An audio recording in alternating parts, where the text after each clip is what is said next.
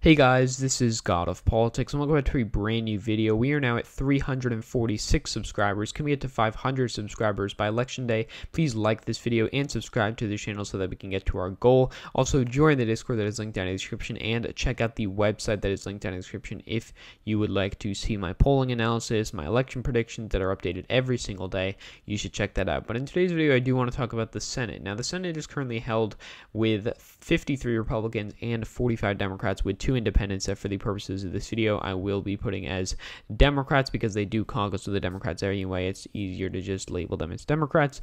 But I do want to talk about the Senate because I want to be answering the question, will Democrats be locked out of the Senate majority? Now, if you want to look at the current Senate elections and think Republicans flip Alabama, and Democrats flip Arizona, as well as North Carolina, as well as Maine, and then the final one is obviously going to be Colorado. So that would leave the Democrats with 50 seats and the Republicans at 50 seats. Now, looking into the future of the Senate, is there a possibility that Democrats will be virtually unable to get a majority? Now, you look at two very red states that the Democrats currently have senators in, Montana and West Virginia. The case of West Virginia is where you have Joe Manchin, who was the former governor of the state back when the state did elect Democrats a lot more often, and it was closer at the presidential election levels.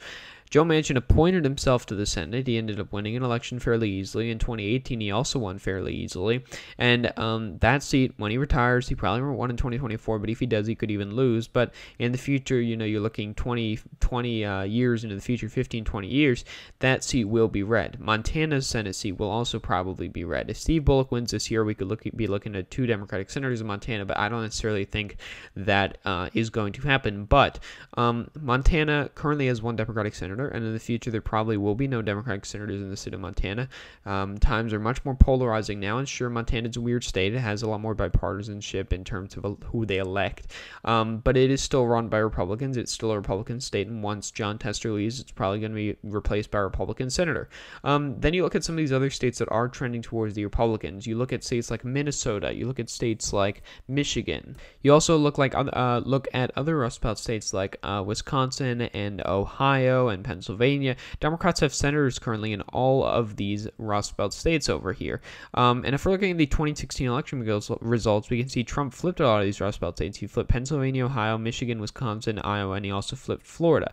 And we look at how these states trended. For example, we look at Michigan. The trends from 2012 show virtually every county trended towards the Republicans. Ohio is the same story. Pennsylvania is the same story. Same thing in Wisconsin. Same thing Iowa. Same thing in Minnesota. So, you know, Trump obviously did a lot better in these areas, and it's a sign that the Republicans overall are doing better in these areas. So say in the future they become solidly Republican states, I think this could easily happen to Iowa and Ohio, which already are pretty close to being solid Republican. It could happen to Wisconsin and Pennsylvania once you have these rural areas that Republicans still do have a lot of room to gain in. And you get to a point where Republicans could easily win all of the senators in these states. Now, you're looking 10, 15, 20 years in the future for this to happen. But if you get to that point and you see no other changes, which we'll talk about those changes in a sec from the other side, Republicans would have 59 seats to the Democrats' 41. So it gets to the point where the Rust Belt is very important for Democrats because, sure, you have 1, 2, 3, 4, 5, 6 states, or actually 5 states. 5 states where Democrats currently have senators that, you know, amount to 10 total senators for either party, and they will lose, you know, 5, 6 or so senators from these states. But now you look at these states that are trending towards the Democrats, and we've, you know, seen pretty extreme trends. It'll take some pretty extreme trends to get rid of all the Democratic senators in the Rust Belt, and you apply that the opposite way with the Sun Belt. You know, college-educated white voters are trending towards the Republicans. There aren't as many of them in the Rust Belt, but there are more of them in the Sun Belt, and the population of them is growing. Also, the influence of Latino voters is growing in these states, and all that combined is showing that Republicans are doing a lot worse in some of these Sun Belt states. So say in a scenario, Democrats were able to gain both Senate seats in Texas, they were able to gain both Senate seats in Georgia, and they were able to even gain another one in North Carolina and 2 in Florida. And now that's pretty, you know, what if, you know, big ifs. Democrats gaining 2 in Florida, gaining another in North Carolina, gaining 2 in Texas. At that point, they would only get to 48 Senate seats. They obviously need 50 plus the vice president, or 51 to have the Senate majority. And really, there is not a real path for them if they don't win any of these Rust Belt Senate seats. And I can say that, clearly, there is no path for Democrats to win the Senate majority without these Rust Belt states, pending something crazy happening in a state like Alaska or a state like Kansas. Other than that, obviously, Democrats are never going to win the Senate majority without the Rust Belt. And sure, they could keep a Democratic senator in Minnesota. They could keep Amy Klobuchar. You could keep a Democratic senator in Michigan. That would get you to the 50 majority. But, if you're going to assume Democrats can still win in these, old Democratic areas, Republicans can still win in the old Republican areas. So like a state like Texas, a state like Georgia, a state like Florida, which is consistently voted to the right of the country. And at that point, it's just a big trade-off. Democrats are not looking too good in the future of the Senate. And that is why Republicans are taking a lot of these moves politically. You look at what recently happened with the Supreme Court. Republicans obviously were hypocrites in that sense, but they can take the political price of it. Even if they lose the Senate majority this year, they're going to end up winning it back in the future, though they could even win it in 2022 if it's a Biden midterm. So the Republicans are in a pretty good position. If you want to look at this actually, first we can look at the 2012 map. You can even see in 2012, you can see all areas of Michigan trended Republican in 2012. You see the same story in Wisconsin, every single county trended red, and you see the same thing in Minnesota, every single county trended red. If you want to look at Ohio and Indiana first, every single county trended red.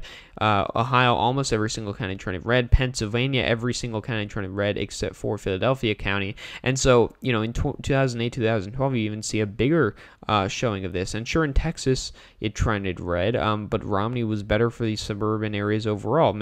Even Arizona, many areas trended blue. A lot of areas in Georgia trended blue. And it was more telling when you look at the 2016 results, that is closer to now, and we look at the trends. We see Democrats gained in Atlanta. They gained in areas like Miami-Dade County as well. They obviously gained big in areas like Texas, the biggest counties in the state, whereas Republicans are getting in these areas that they already have 90% of the vote in. So they don't have much room to gain in the small counties, however many of them there are, and Democrats have a lot of room to gain in the few suburban counties that have most of the state's population. Arizona is another example of that. Colorado is also another example of that, and that's why I do have these Senate seats being for the Democrats. I also want to show this interesting FiveThirtyEight article showing or asking the question, is the electoral map changing, showing how a lot of these states are changing. You look at states that move sharply to the right, you see Iowa, Ohio, Maine, Michigan.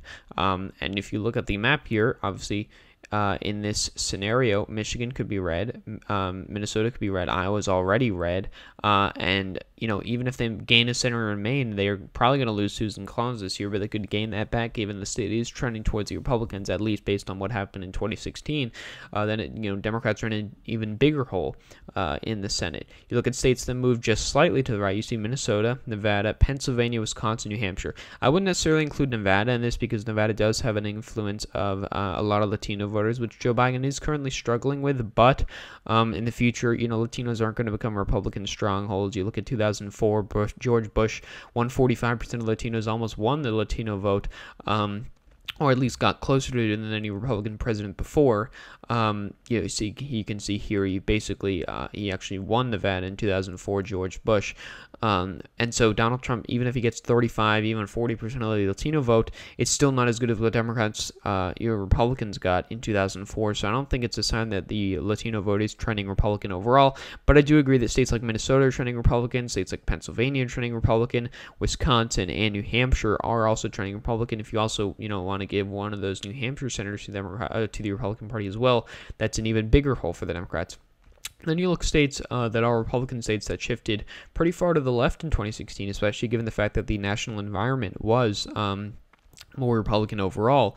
So you look at Arizona, that trended to the left in 2016. You look at 2012, for example, it even trended red. And that actually it trended blue, but that's after John McCain being the candidate. Georgia has trended blue for a while now. Texas has also trended blue, a very big shift from 2012 to 2016. And that's, 3 states where they amount to 6 senators and a lot of electoral votes, but only 6 senators. And that, if you make all 6 of those blue, one of which is already blue, gaining a net of 5. It doesn't account for the losses that they're getting in the Rust Belt. So we look at more red states that are becoming more Democrat. You look at Virginia, now basically a Democratic stronghold. It's pretty almost a safe safe Democratic state at this point. I keep messing up Republican and Democrat, but Virginia is basically a safe Democratic state at this point. Colorado is also becoming pretty close to safe Democrat as well. That is due to the influence of suburban voters in areas like Nova, areas like Colorado Springs, Denver. Also, the influence of Latino voters is making a difference, and then some states are just perennial swing states. So, in this map, both Senate seats are blue for Florida, but one of those could easily become red, and it also shows North Carolina as an example. North Carolina could easily have a Senate seat red. At that point, Republicans have 56, Democrats have 44. They're now 12 Senate seats behind the Republicans for the Democratic Party, and so. Best case scenario for Democrats, they gain 2 in Florida, they gain 2 in North Carolina, they keep Maine and New Hampshire, and then they somehow pick off Minnesota and Michigan. That's really going to be difficult in the future, especially, given the fact that they'd have to win both in Florida and North Carolina and Texas, which is a big ask to begin with. So it's basically categorizing a lot of these states, these swing states that are trending. This is going to be a realignment election. You look at some states that are going to continue to be swing states like Florida. You look at some states that are not going to be swing states anymore, like as listed, Colorado and Virginia. And then you look at states that are, now becoming swing states like Texas. Texas will become a blue state in the future. Some people may disagree with that, but looking at all the data points we have, all the facts, it looks pretty clear that it's going to become a blue state in the future, and Republicans are going to have to do something about that. So how could it translate onto the presidential map? Now, I'm not going to talk about this too much. I've talked about this a little bit before, but you could see a scenario where Democrats are locked out of the Senate majority, but the Republicans are locked out of the presidential race. Now, this is a scenario where those Senate election changes translate onto the presidential election map as well. Arizona, Texas, Florida, Georgia, North Carolina flip to the Democrats, as well as Nebraska second. And for the Republicans, they flip New Hampshire, Maine, as well as holding on to and expanding their leads in Pennsylvania, Michigan, Wisconsin, Minnesota, Iowa, Ohio. And at that point, it gets to, you have to see, how can Republicans win at this point? Well, if they win Florida and North Carolina, which FiveThirtyEight talks about, have their perennial swing states, Republicans would still not get to the 270 electoral vote they need. And that's 282 for the Democrats, 256 for the Republicans. I haven't even put in the electoral vote changes, which will give added electoral votes to these states down south and minus electoral votes for these states in the Rust Belt. I haven't included them because we don't know what it's going to be like in 20, 30 years. But we know that these states in the Rust Belt are going to lose and these states in the Sun Belt are going to gain. So expect Democrats to get even more than 282 in this scenario. But if they'd win Texas, that would get them over the line. And that's basically the gist of what I'm saying here.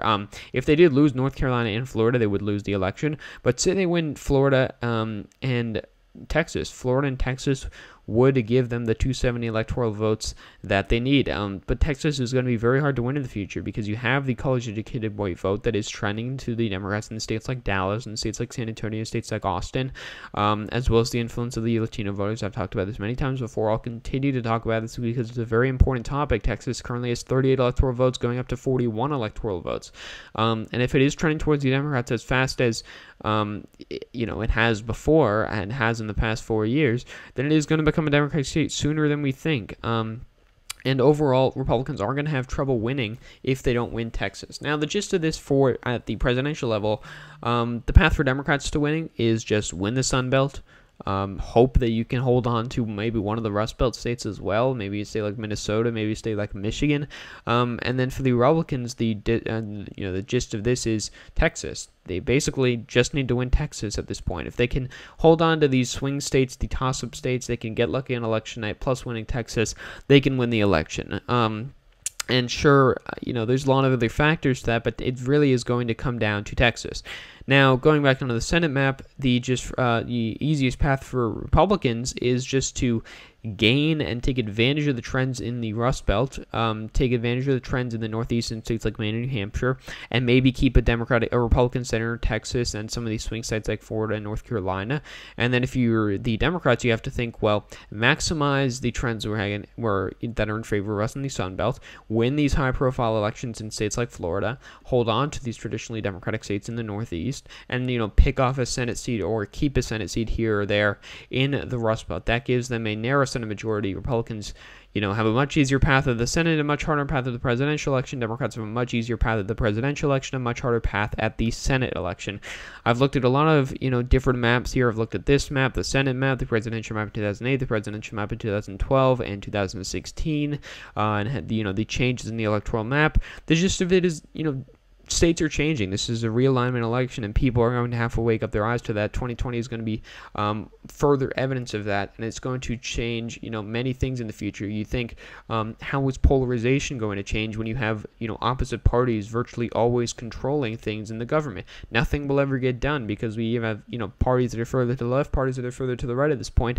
Nothing's ever going to get done, and that is going to cause many different problems. You look at other countries, they have center left and center right parties. That's how they get things done. They don't have far left and far right parties, which is the direction we're going in right now. And so it is going to cause a lot more polarization. It's going to, cause people to be very divided as more than they already are. And it's going to be a big issue. I just wanted to, wake people's eyes up to that, because these things are not going to stop and these things are going to continue. But I would just like to continue to talk about that. I think it's a very important issue. And I do think that I will continue to talk about it because it is very a fascinating topic as well. So thank you all for watching this video. Please like this video and subscribe to the channel. Also join the Discord that is linked down in the description, and check out the website that is linked down in the description, which I update every single day. So again, guys, thank you all for watching this video, and I will see you guys later.